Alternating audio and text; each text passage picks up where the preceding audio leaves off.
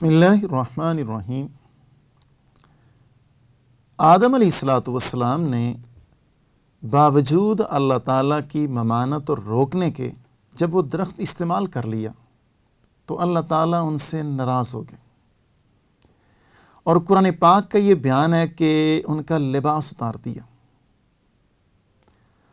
لیکن چونکہ وہ شرم و حیا کے پیکر تھے اور حیا وہاں سے پوری کائنات کو بانٹی جانی تھی، تو انہوں نے فوراً اپنے برہنہ جسم پر جنت کے پتے لپیٹنے شروع کر دی۔ اس سے یہ پتہ چلا کہ اس دنیا میں جب اللہ تعالیٰ کسی سے ناراض ہوتے ہیں تو ان کا لباس اتار دیتے ہیں۔ اس لیے اس دنیا میں کوئی مرد یا عورت اگر خدا نخواستہ لباس کے اعتبار سے بے پرواہ ہے، پورا لباس نہیں پہنتا، اپنے جسم کو ڈھانپتا نہیں ہے، وہ کسی درجے میں برہنہ ہے، دراصل اللہ تعالیٰ ان سے ناراض ہیں۔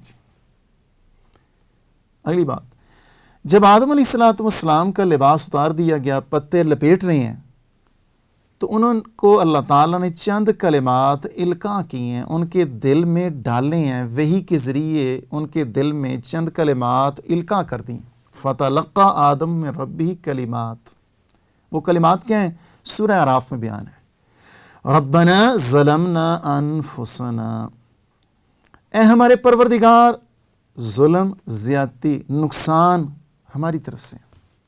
تو حضرت اس سے ہمیں یہ پتہ چلا کہ اس کائنات میں اصل بندگی، عبدیت، عظمت یہ ہے بندہ اپنی غلطی کا اعتراف کر لے۔ مزید ہماری رہنمائی ملی کہ میں اور آپ اور مسلمان انبیاء علیہ السلام کی طرف نسبت کرنا اپنی عظیم وراثت شمار کرتے ہیں، اور ہمارا والہانہ تعلق ہے ان کے ساتھ۔ ان کی عصمت اور عظمت کے لیے ہم جلسے بھی کرتے ہیں، حتیٰ کہ سڑکیں بھی بند کر لیتے ہیں۔ تو عملی اعتبار سے ہمیں ان کو اپنی عملی زندگی میں اہمیت دینی چاہیے۔ وہ یہاں کیا اہمیت دینی چاہیے کہ آدم علیہ السلام پر جب مشکل وقت آیا ہے، بھاری وقت آیا ہے، آڑا وقت آیا ہے، تو انہوں نے پروردگار کو پکارا ہے۔ ہمیں بھی چاہیے کہ ہم اپنے پروردگار کو پکاریں، جب بھی کوئی ضرورت ہو، کوئی مسئلہ ہو، تکلیف ہو، بیماری ہو، ضرورت ہو، صرف پروردگار کو پکاریں۔ اگلی بات جو انہوں نے دعا کی ہے، اس میں دو چیزیں اپنے پروردگار سے مطالبہ کی ہے۔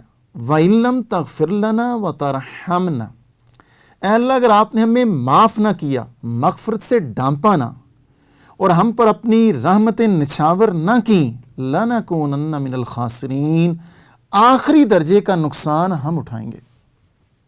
غور طلب بات یہ، آدم علیہ السلام جو کل کائنات کے باپ ہیں، وہ پوری اپنی اولاد کو اس عمل کے ذریعے رہنمائی کر رہے ہیں کہ میرے سمیت میری اولاد میں سے ہر بندہ اپنے پروردگار کی رحمت اور اس کی مغفرت کا محتاج ہے۔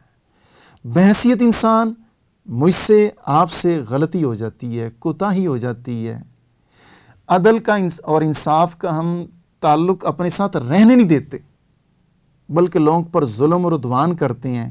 ہمیں فوراً اپنے باپ کے اسوہ حسنہ کی طرف جانا چاہیے، یعنی آدم علیہ السلام کی طرف، کہ غلطی کوتاہی ہوئی ہے، فوراً پروردگار سے معافی مانگیں، اپنے جرم کا اعتراف کریں اور مغفرت اور رحمت کے طلبگار ہو جائیں۔ حاصل کیا ہوا؟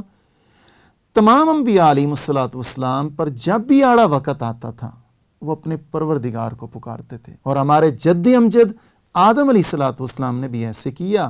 ہمیں بھی چاہیے ہم اپنی عملی زندگی میں جب بھی کسی قسم کی ضرورت ہو، حاجت ہو، چاہے اولاد کا طلب ہو یا کہ بیماری سے نجات ہو، ہم صرف پروردگار کو پکاریں۔